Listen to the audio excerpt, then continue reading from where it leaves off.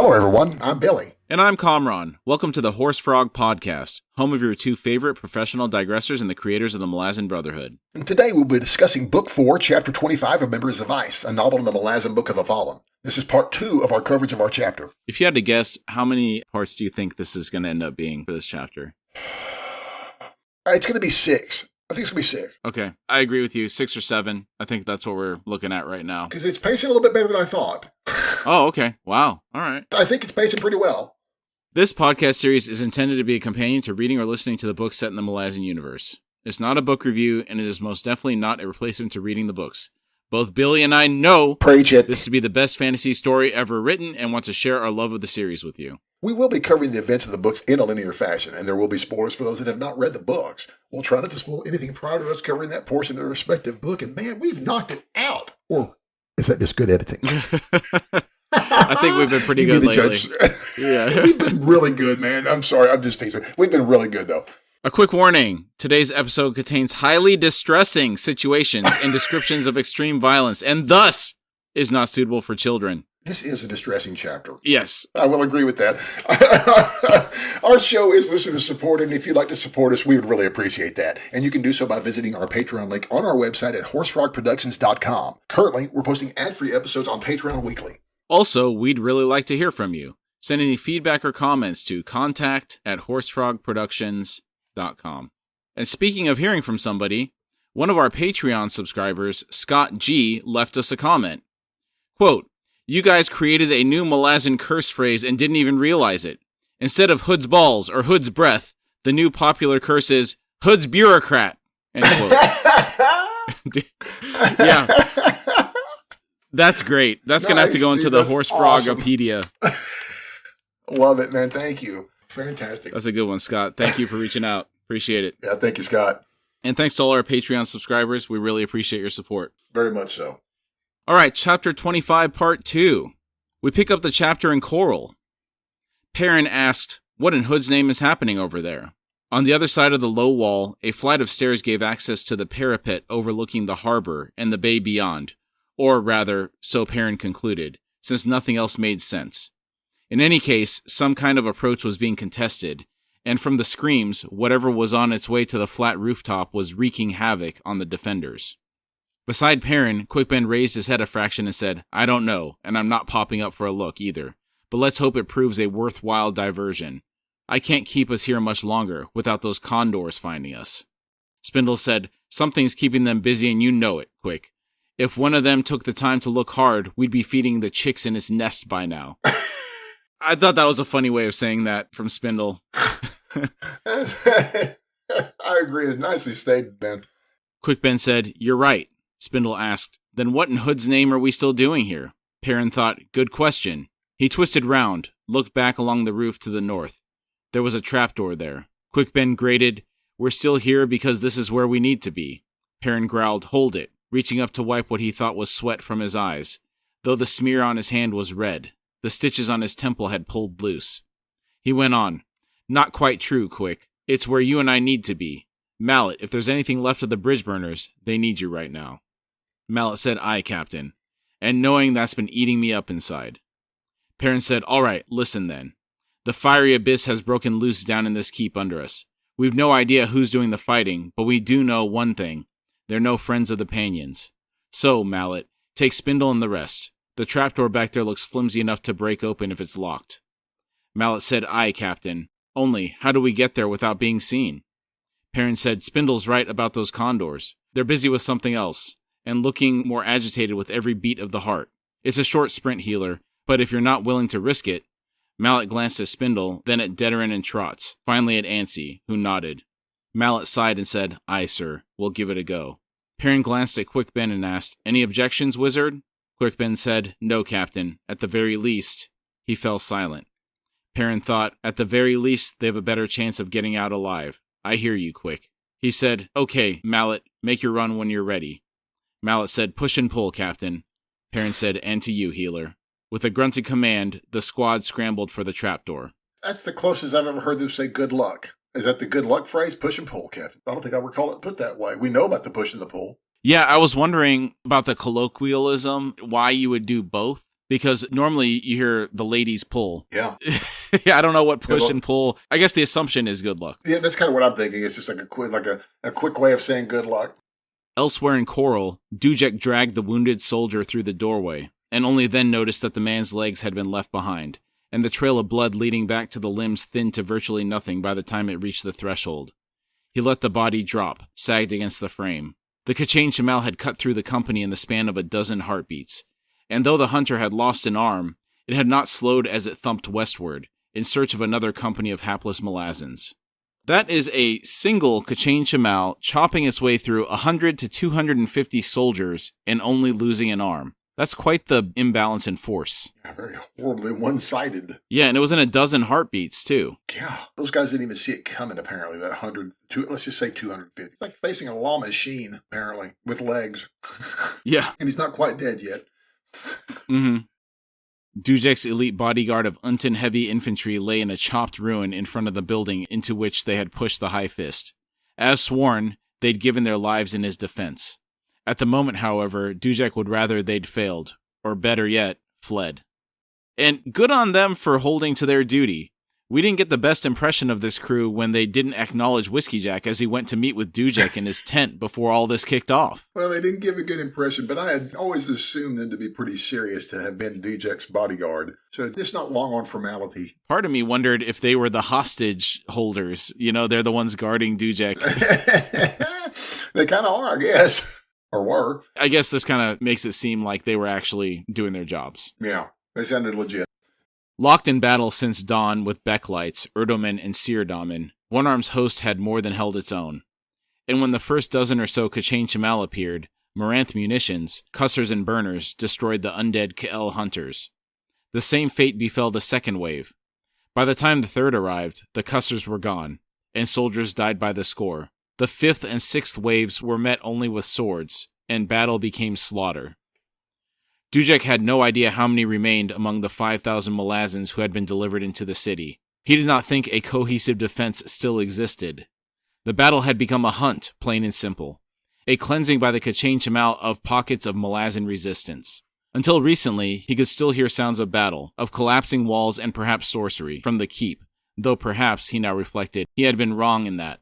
The storm cloud that filled the sky to the south was itself thundering, arcs of lightning splitting the sky to lance at the thrashing seas below. Its rage now overwhelmed all other sounds. We didn't really comment on this storm approaching from the south in the last episode. The Panyans seemed to be scrambling to defend against it by networking the condors together via sorcery. What could be upsetting them that much? My assumption is they have to believe that this cloud is somehow sorcerous in nature. They appear to be expecting some kind of trouble from it, it looks like, especially when it's kind of arcing electricity into the seas underneath. I always pictured the bay as being surrounded by hills on all sides, right? So it's like almost like a real bowl. Steep. Yeah. I've got that Ireland, Scotland steep cliffs. Like Scotland, or is it more like Dover? I'm not thinking of Dover. I'm thinking more like I'm thinking more of like Scotland, that real ragged, real just like it's sticking right out of the very ocean itself, and it's very tall and very sheer. I feel like the city's kind of perched in a ring. I don't know why, but in my mind, this city's kind of perched in this ring of this harbor, like this natural protection almost from this harbor. We both have that same picture. Yeah. But the storm cloud is almost like imagine so much lightning kind of coming out of it. It's looking like a Portuguese man of war or something like that. You know, it's just all that stuff just shooting out, hanging out from the bottom or something, just like all electric or something like that. I envision it as lighting up from within with the lightning, and the lightning not really, I never really looked at it as going down into the water, but more like out and contained within itself. Kind of like those summer thunderstorms we get where it's like a heat thunderstorm where it's the clouds are lighting up, but there's not much rain or anything. You can just see the lightning in the cloud itself. We get a lot of that here in this dry hill country. A scrabble of boots behind him. Dujek swung about, short sword in hand. A soldier shouted, "High Fist!" Dujek asked, "Which company, soldier?" The woman gasped, "11th, sir. Captain Harib sent a squad to look for you, High Fist. I'm what's left." Dujek asked, "Does Harib still hold?" The soldier said, "Aye, sir. We're collecting souvenirs, pieces of Kachin Shamal." Dujek asked, "And how in hood name are you managing that?" The soldier said, "Twist, sir.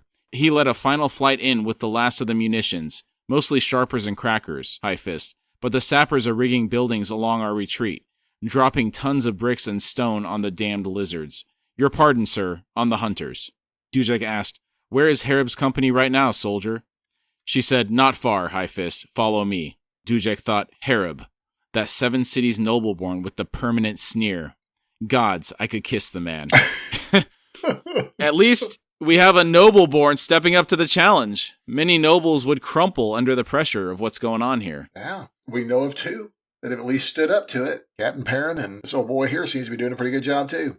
Man, they better watch out. They might give themselves a good name. They might. If they survive, it's like the key is surviving. Yeah. It's a pretty hairy chapter, man. Out on the killing fields, Gruntle moved to the head of his legion and watched the shield anvil of the Grey Swords approach. Norul reined in even as he arrived. She said, I greet you, sir. We are about to advance upon the enemy. Would you flank us? Gruntle grimaced, then said, No, shield anvil. Norul hesitated, then gave a brusque nod and gathered up her reins. She said, As you wish, sir.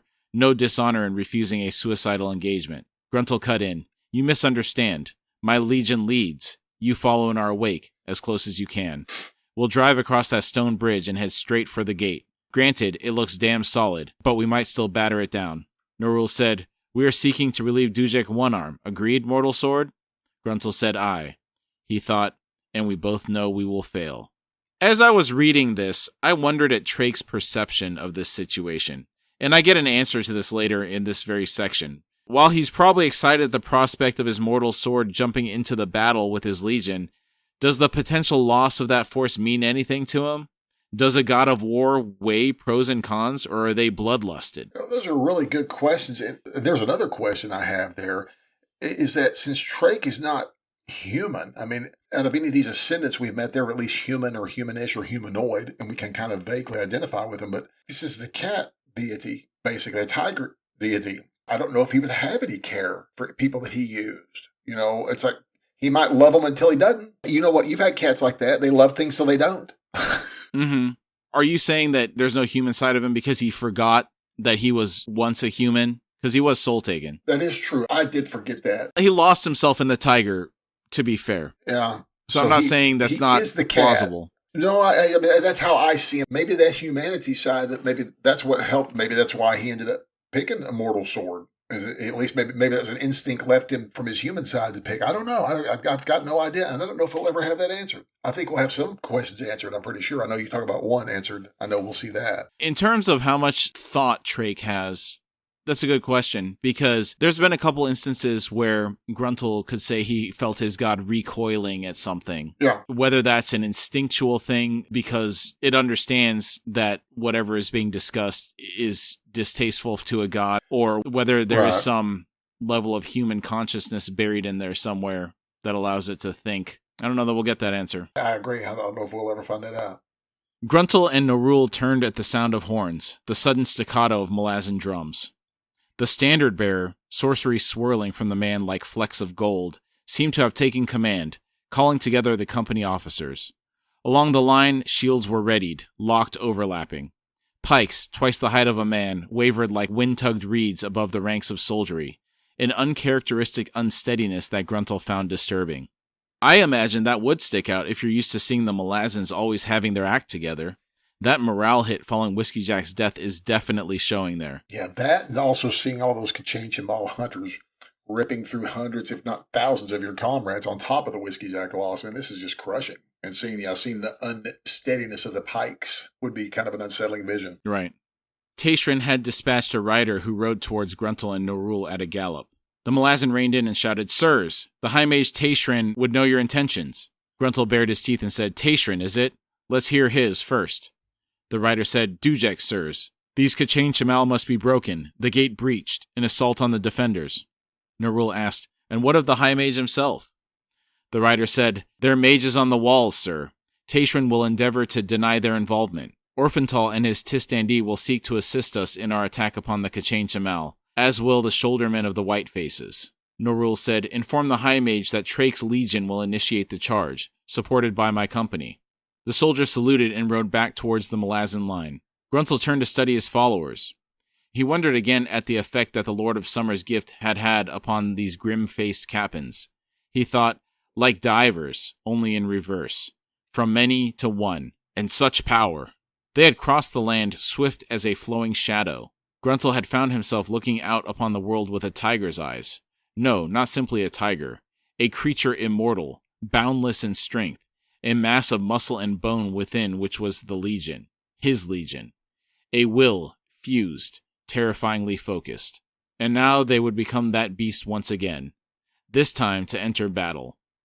His god seemed to possess a particular hatred for these K'chain Shemal, as if Treach had a score to settle.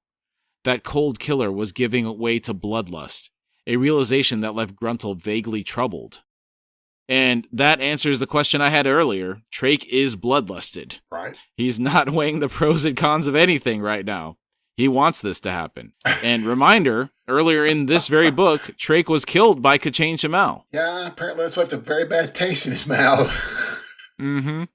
Gruntle's gaze flicked to the hilltop to see Caladan Brood, Corlat slowly straightening beside him. Distance was irrelevant.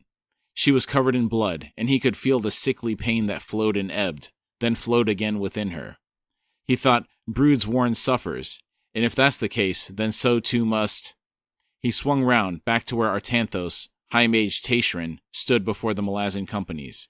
He thought, ah, I see the price he pays. Gruntle said, shield anvil. Nerul said, sir? Gruntle said, where are the mages on the city wall? Nerul said, we await you, sir. Gruntle nodded. A moment later, the mortal sword and his legion were one, bones and muscle merging. Identities, entire lives, swept under a deluge of cold, animal rage. A tawny swirl, surging, flowing forward. Ahead, K'chain Shemal raised weapons, and stood their ground. Gruntle thought, again, we have done this before. No, not us. Our lord. Tearing dead flesh. The spray of blood. Blood. O Hood. We go to Corlat. Kurald Galain, the darkness within the soul, flowing outward, filling her limbs. Sweeping round to swallow her feelings. The comfort of oblivion. Corlat stood, her back to the three lifeless figures on the hilltop that still lay where they fell. Stood, silent. The power of her warren flickering, dimming to surges of pain, reaching out, seeking her kin. Caladan Brood, hammer unlimbered in his hands, was beside her. He was speaking, his rumbling voice as distant as thunder on the sea's horizon. He said, late afternoon, no earlier. It will be over long before then, one way or another. Corlat, please listen to me. You must seek your lord. That storm cloud. Does Moonspawn hide within it? He said he would come, at the precise moment. He said he would strike. Corlat no longer heard him. Orphantal was veering, black, blossoming outward, wings spreading, sinuous neck lifting. A thudding pulsation of sorcery, and the dragon was in the air, climbing. Condors winged out from the keep, a dozen of the demonic creatures, each linked by a writhing chain of chaotic magic. On the plain below, the beast that was the mortal sword and Trach's legion seemed to flow in and out of her vision, blurred, deadly motion, and struck the line of K'chain Shemal. This description of the movement of the tiger avatar is what informed my view on how it appears to be shifting in and out of existence. And I wonder if it's like the Nightcrawler fight at the beginning of X-Men 2, where he's shifting or bamfing around and sneak attacking things in the White House. I don't know if you remember that scene. Yeah. You know, I love that scene, by the way. And yes, that's in a weird way. That's kind of, I can see that. That is kind of how I picture that in a weird way. I can see him moving like this. And when they're shifting in and out, that's wild. Sorcery stained the air around the impact of the tiger's attack in blood-spattered sheets as within the savage maelstrom blades flashed. A Kael hunter reeled away and toppled, its bones shattered. The huge tiger twisted from side to side as swords descended, tore into its flanks.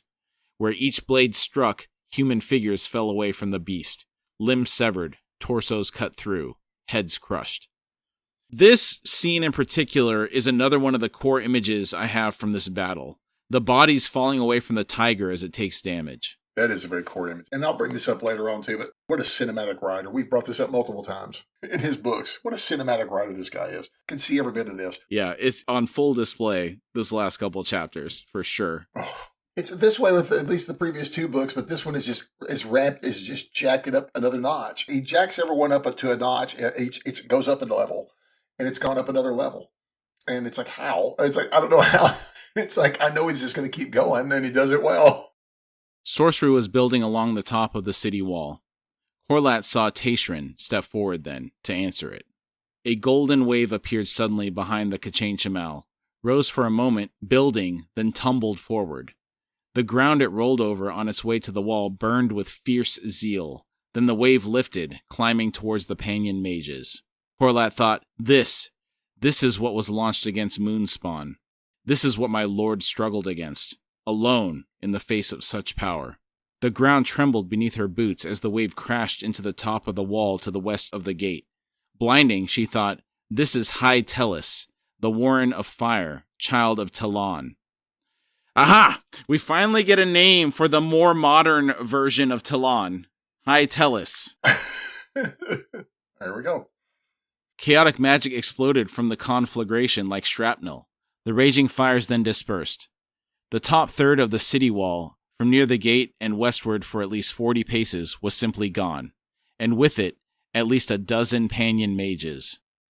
I thought that was a really awesome attack. A golden wave of fire breaking over the city wall like a tidal wave. Yes, and to see Horlat, she's kind of impressed by the strength. For some reason, that surprised me, and it makes me think of, I was at Tarek and Brood, these guys as like the heavy hitters that we know of so far in the Malazan universe. We've not seen a lot of Tashrin. What we saw of him was in Pale, where he did unleash that attack, but I never had any idea how strong he was. To see this is like he could be as powerful as any of these other Ascendants hanging out, it looks like. And that sentence did stick out to me very clearly, that Animander Rake felt overwhelmed facing this alone. Yeah. I mean, this is Animander Rake we're talking about. Right. And that says a lot about Tashrin's power levels. That's what it did to me, too. I'm like, holy smokes, dude. Did he just admit that Tashrin is just maybe one of the more powerful people around, and we just now have never known that until this now? I was wondering if there was any contribution from anybody else outside of Pale. Acheronis was there as well. I think he was supposed to be helping, if possible. So there were several Malazan mages that may have also been contributing. Hard to say whether it was all Tashrin alone or what. But right now, I mean, right. Horlat is definitely recognizing the power level that she's seeing. Yeah, she's impressed, which impresses me. On the killing field, Trake's legion was now surrounded by Kachain Shamal, who were a match for the enormous beast's lightning speed. The Kael hunters were falling, but the tiger was being literally cut to pieces. The Grey Swords, all mounted, were attempting to open an avenue for it on the other side. Long, strangely barbed lances were being driven into hunters from behind, fouling their steps as they wheeled to lash out at the enemy harrying them. Lassos spun in the air, snapped tight around necks, limbs. A gray wave of sorcery raced out from the mages on the wall east of the gate, swept over the heads of those battling on the killing field, clambering through the air like some multi-limbed beast to strike Tashrin. Coruscating fire met the assault, and both sorceries seemed to devour each other. When they vanished, Tashrin was on his knees. Soldiers ran towards him from the Malazan lines. Horlat thought, he is done. Too soon. Brood shouted, Horlat! The bellow shook her. Blinking, she turned to Brood and asked, What? Brood shouted, Call your lord, Horlat, call him! She thought, Call? I cannot, could not, dare not. Brood shouted, Horlat, look to that damn storm cloud! She twisted her head. Beyond the city, rising skyward in a churning, towering column, the storm cloud was tearing itself apart even as it rose. Rose. Shreds spinning away, sunlight shafting through. Tell me this isn't like the spaceships in Independence Day emerging from the storm clouds. I haven't seen this, so I think I understand your reference, though. You've never seen Independence Day, Billy? No, sir. Oh. The only Will Smith movies I've seen are Men in Black and Hancock. That's it. Yeah, that's it, man. There's a scene in Independence Day when the alien ships first arrive. Nobody knows what they are. Okay. They appear to be in clouds. They're lit red from behind, roiling clouds, because I guess it's superheated spaceships. And then at some point, the clouds break and the spaceship comes through. Okay. So to me, this scene is very reminiscent of the clouds dissipating at that point in the movie. To reveal what? We'll see in a second here. But in the movie, it was the spaceships. Right. Okay. I'm sorry to disappoint her by not having seen Independence Day. I mean, that's 3 strikes. You haven't seen Top Gun. Goonies? Was Goonies another one that you hadn't seen? Goonies is another one, yes. Yeah, okay. I mean, that's seen. 3 strikes, Billy. I don't want to dig deeper because I don't want to know what I'm going to find. Independence Day has a different thing going for it. It's not a Will Smith thing or nothing like that. I don't do good with 50 famous people in a movie to see who can chew up the most screen time. It's Airport 77, Airport 70, 78, 79. I'm a little bit older than you. I have these disaster era movies that remind me of that, or the Poseidon Adventure. Yeah, seen all of them. Who can chew up the most screen time? So I'm kind of like, I don't know how I feel about this. So I didn't watch it because of that. Towering Inferno, that was the big one, right? Paul Newman. Yeah, Towering Inferno was a big one, dude. It was Paul Newman, and who was the other person in there? Good golly, there's a ton of people. It's one of those, the disaster movie of the 70s. It was a very unique type of genre. Oh, Steve McQueen and Paul Newman. Steve McQueen, oh my gosh, I thought it was McQueen. And you got William Holden, oh my good golly. Fred Astaire, Richard Chamberlain, O.J. Simpson, Robert Vaughn, Robert Wagner, O.J. Faye Dunaway as well. Faye Dunaway, yes. I remember there was some issue about the poster and who was going to appear on the poster, who had more real estate. So when you say that, I kind of understand what you're saying. Yeah. I never felt that Independence Day had too big of a cast like that. I mean, it was generally following about 3 or 4 groups of people. Okay. It was reasonably entertaining. It was not terrible, but it is a similar type of movie to what you're talking about. So I'll leave it at that. Corlat thought, Moonspawn, not within.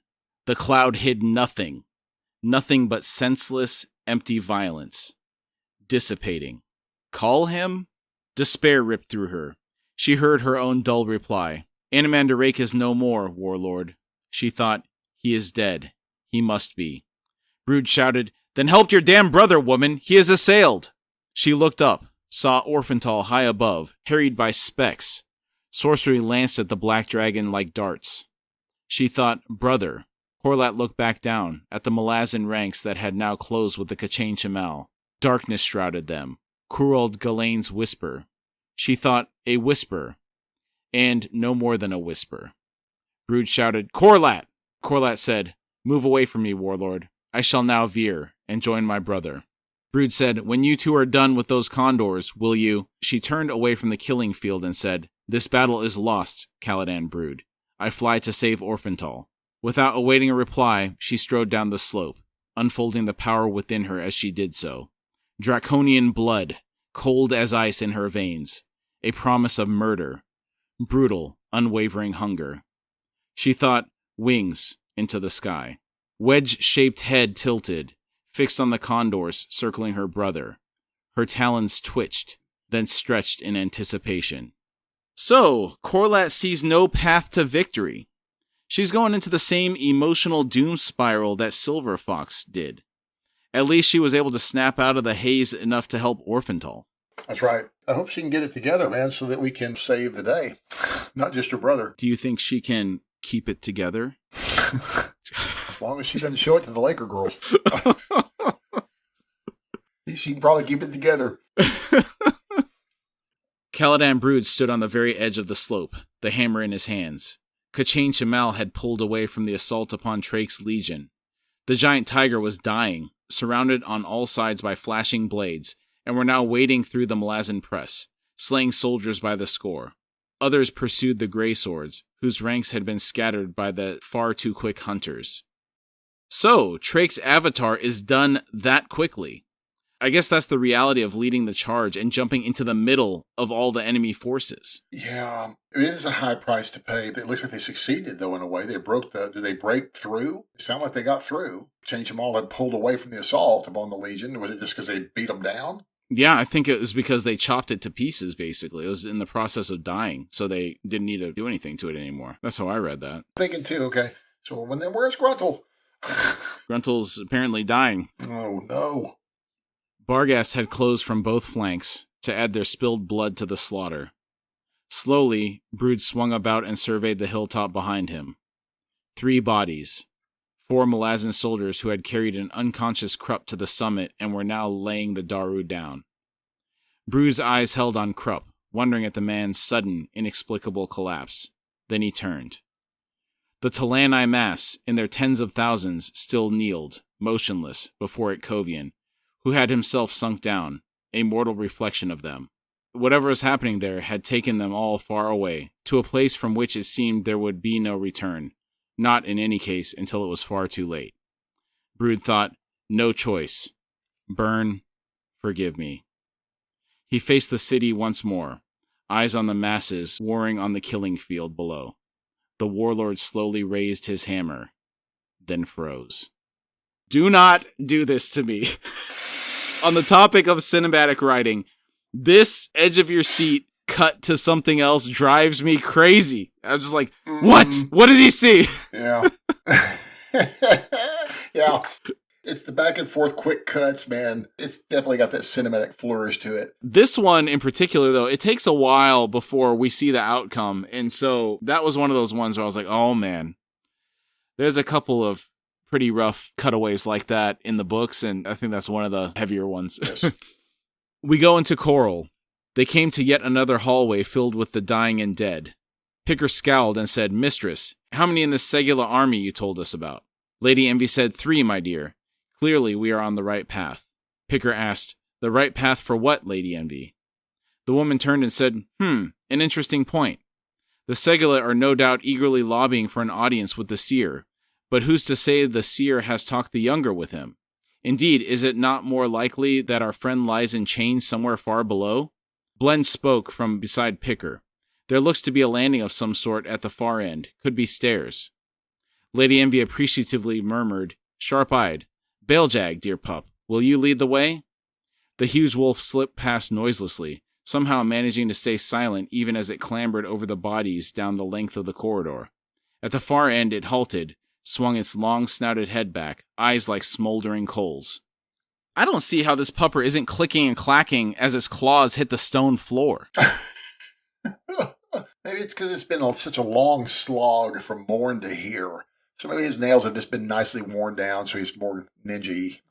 As I was rereading through there, it did say that she was climbing over the bodies. Maybe the claws aren't touching stone. Maybe they're just dead bodies filling the hallway. That could be. Well, and also the fact that we have a war going on outside, nobody would be maybe even hear that dog clicking if it was on concrete.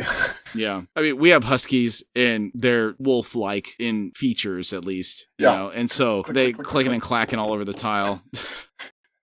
Lady Envy softly clapped her hands and said, Ah, the all clear. Come along then, you grim-faced Malazans. As they approached, Blend plucked at Picker's sleeve and whispered, Lieutenant, there's fighting up ahead. They reached the landing. Dead Erdomen lay heaped, their bodies sprawled on the steps that led upward. A second flight of stone stairs leading down showed only the flow of thickening blood from the landing. Blend edged forward to crouch before the descending steps and said, There's tracks here in the blood. 3 sets. The first one, bony, followed by someone in moccasins. A woman, I'd say. Lady Envy said, In moccasins? How peculiar. The bony ones are likely to be either Tool or Lannis Tog. Now, who might be following either of them? Such mystery. And the last set?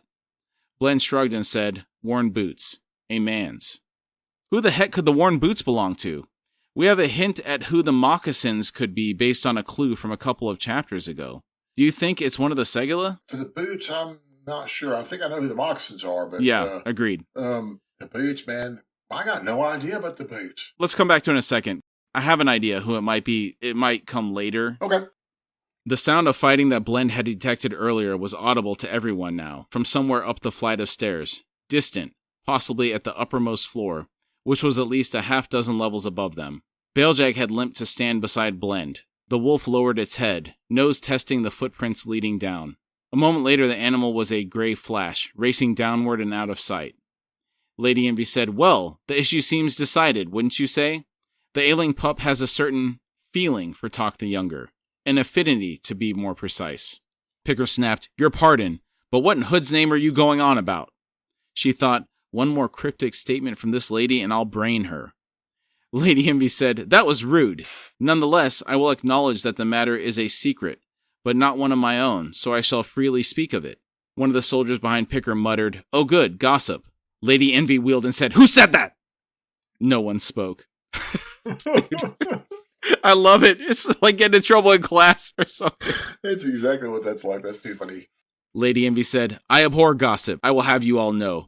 Now, shall I tell you the tale of two ancient gods, who each in turn found mortal flesh, or rather, somewhat mortal flesh in the case of Baeljag, but all too mortal flesh in the case of Dear Talk the Younger?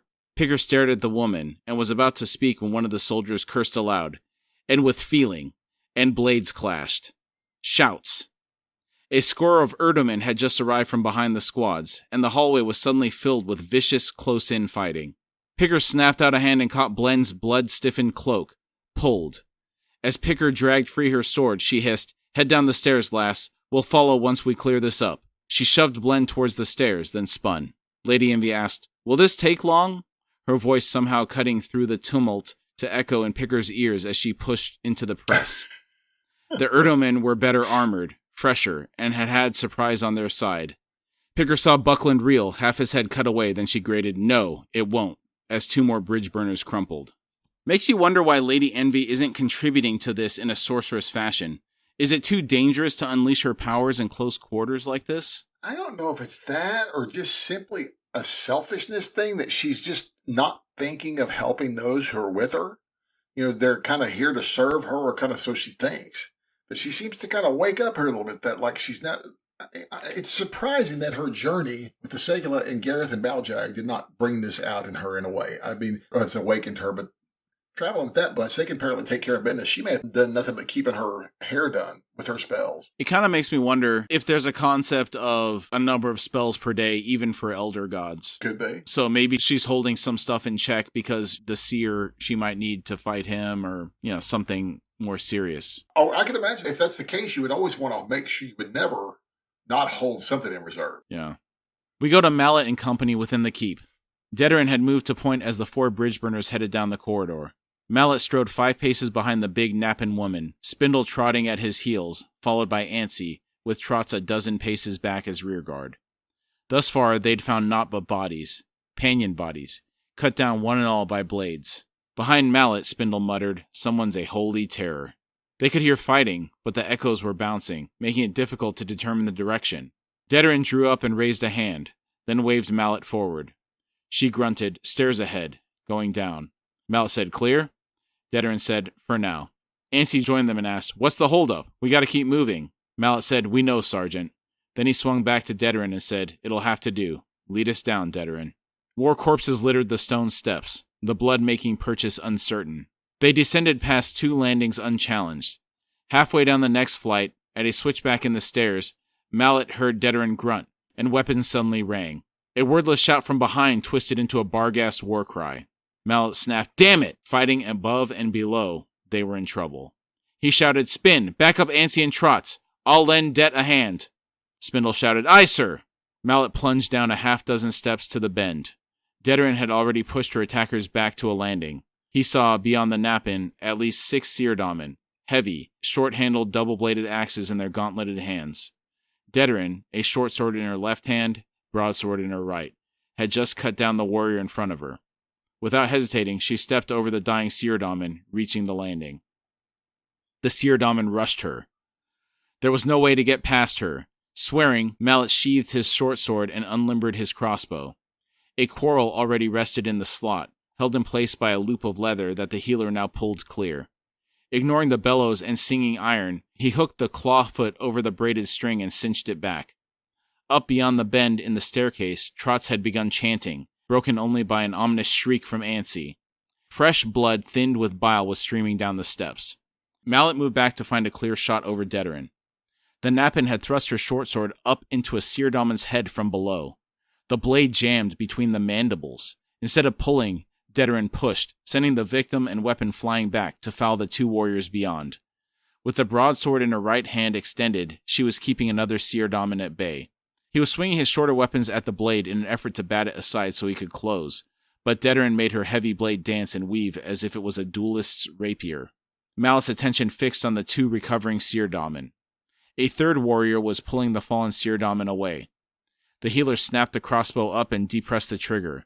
The weapon bucked in his hands. One of the recovering Seerdamen shrieked, a quarrel buried to his leather fins in his chest. He sagged back. A tumbling body knocked Mallet from his feet as he was about to reload.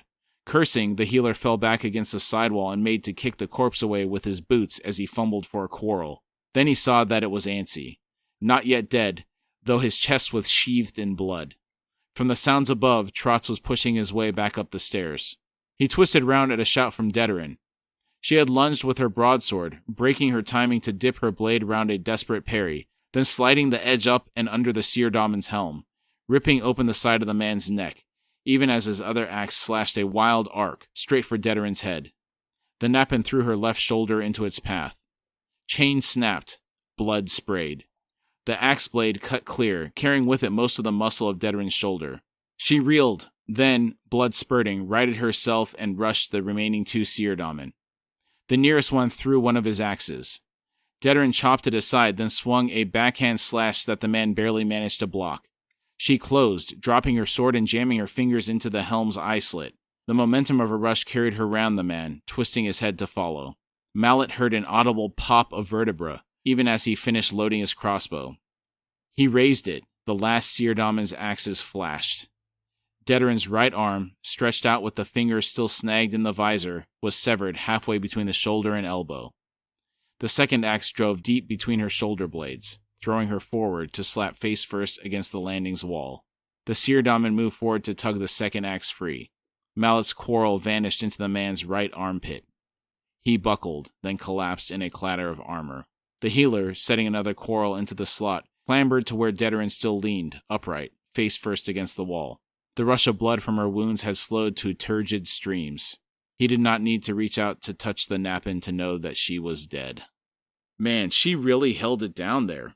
R.I.P. Deterin. Ooh, dude, what a sacrifice. Can you imagine if all of the Malazan heavies are this awesome? Why aren't there more of them here? She messed them boys up. Yeah, 6 against 1.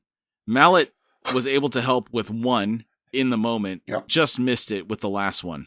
She'd be alive if he had been able to reload faster. But, man, what a proficient fighter. That's the only time we really ever got to see her fight, and she killed it. Dude, what a scene, though. I mean, so intense, my word.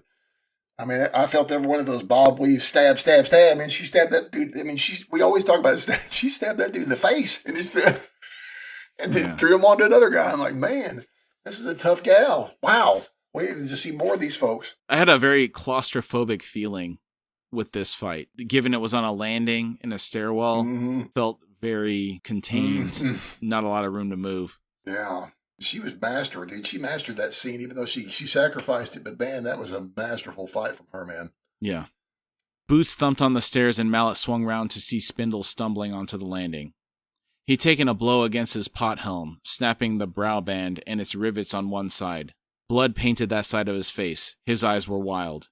He shouted, "A score of 'em up there, Mallet. Trotz is holding them off." Mallet shouted, "The damned idiot!" He finished loading his crossbow and scrambled to the stairs, pausing briefly to examine Ansi. He said, "Find yourself a new helm, Spin, then follow."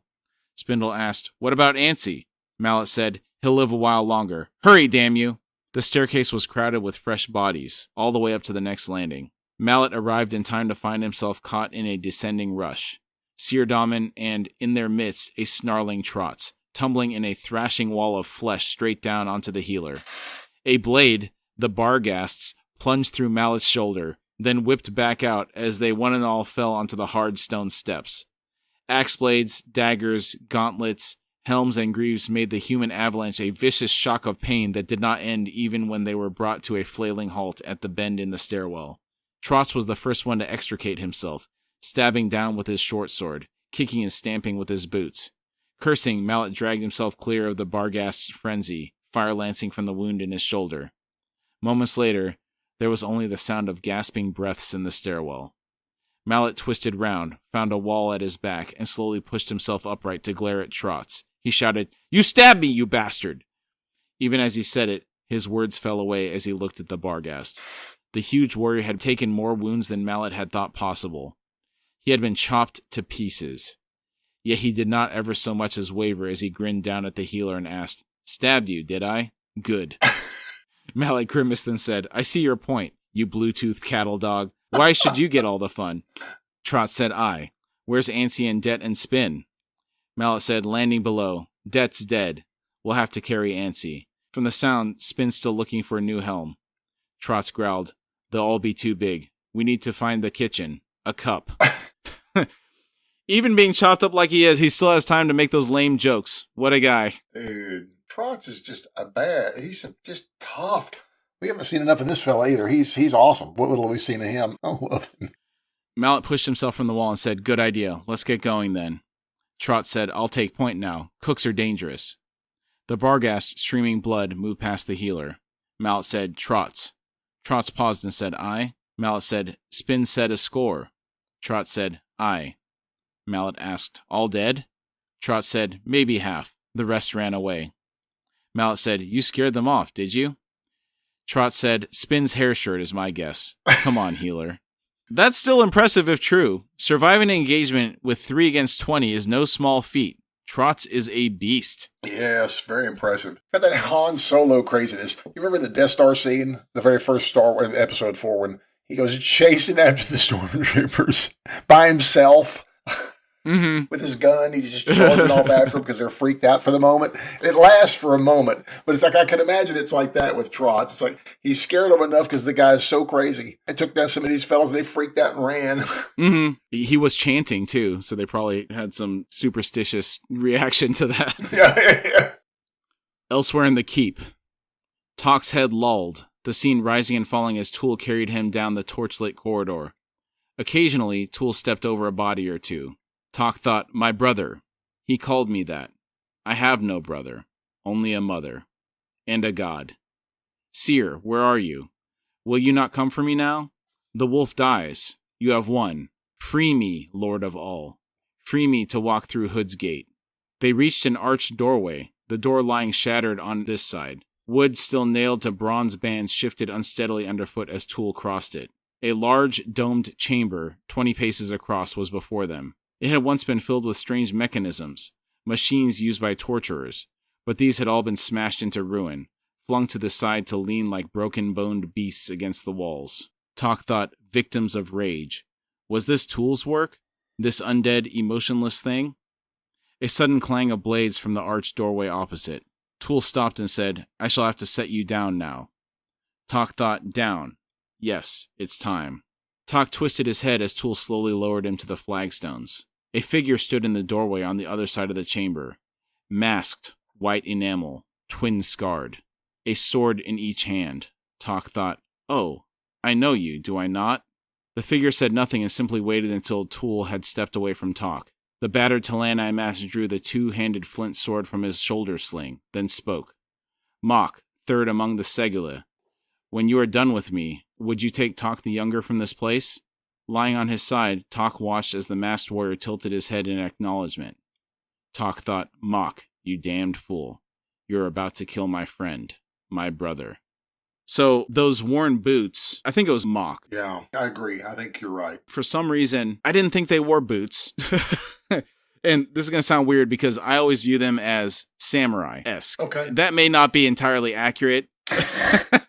I've seen art that people have drawn of these, and they look nothing like that. The art that I've seen, they look almost like leather straps, and they have their weapons and their mask. What I would picture mercenaries that are clad in leather armor. Okay.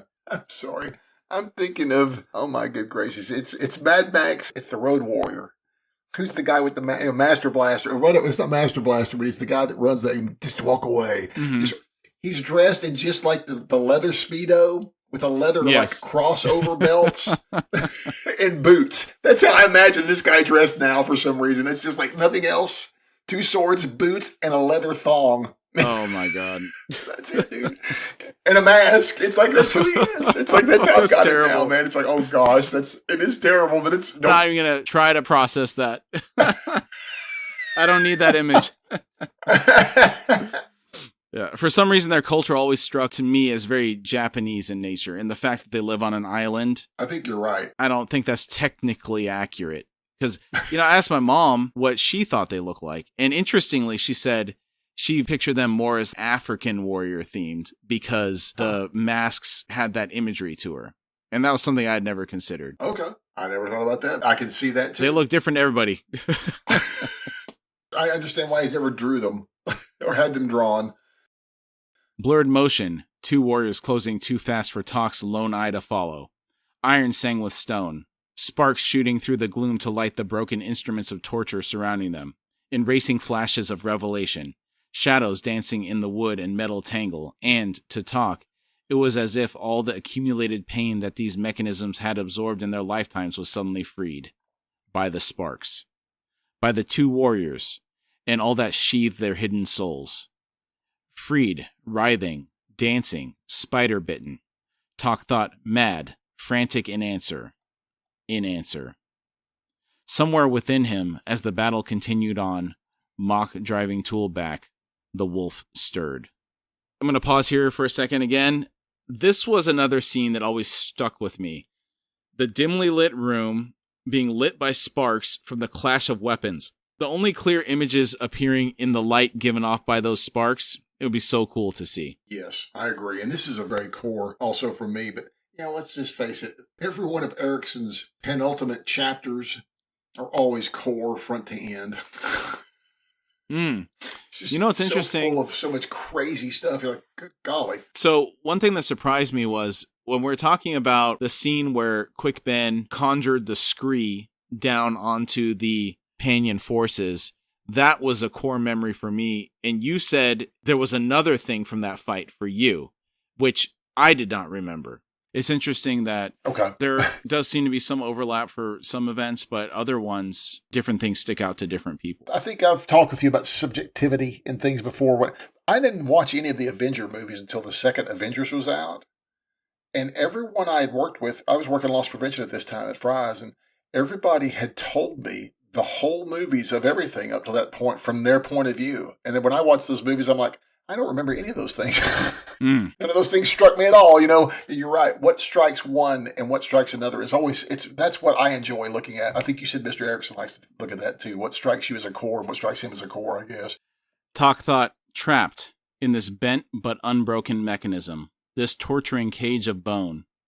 He saw, close, the shattered frame of something.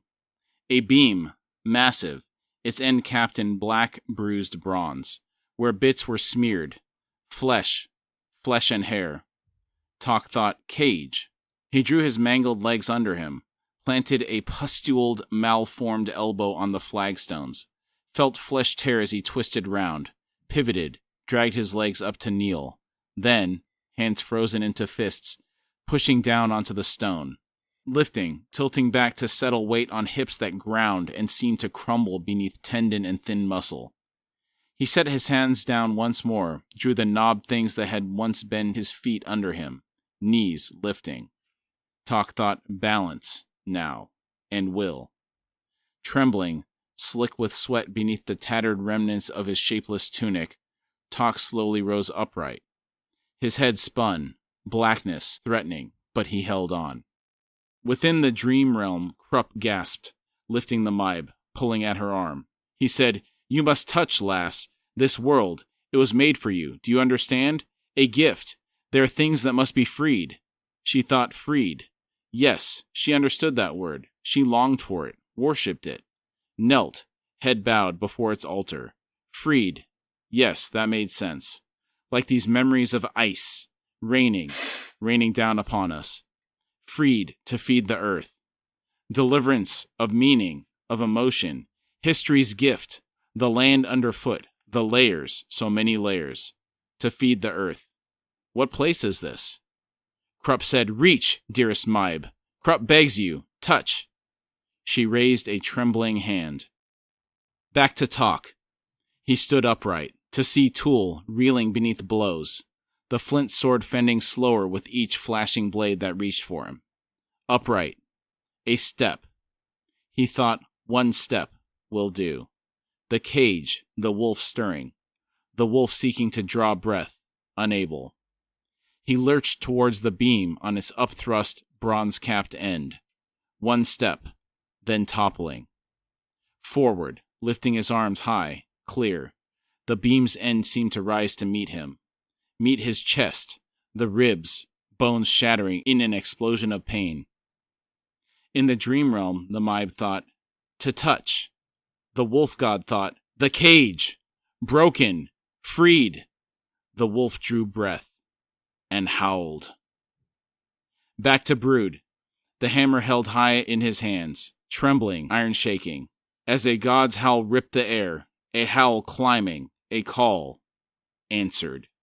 On the killing field, Talan A rising from the ground, the beasts blurring forward in a silent gray wave, cutting through the Kachin Shamal, tearing the undead reptiles down, rending the giant armored reptiles buckling before the onslaught. Other Kel hunters wheeling, racing for the gate, wolves pursuing. Far overhead, condors breaking away from their deadly dance, with 2 black dragons speeding back towards the keep, Corlet and Orphantal following, and behind them, tens of thousands of great ravens. And above the keep, something was happening.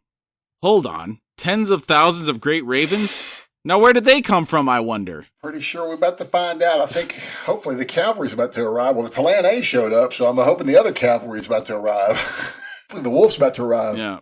And those Talan A could not have come at a better time. It was really looking hopeless there for a minute. Ooh, yeah. Yeah, I'm like you. I thought it was over because it doesn't look like the Eye Master doing anything but just frozen there. So if the Talan A hadn't shown up, boy, it would definitely be over. Back to Krupp in the Dream Realm. Holding the Maib, now unconscious in his arms, Krupp staggered back as Tog tore itself free of the shattered cage. The god's howl blistering the air. The deluge of hail ceased. Abrupt. The sky darkened. A pressure, a force, ancient and bestial, growing.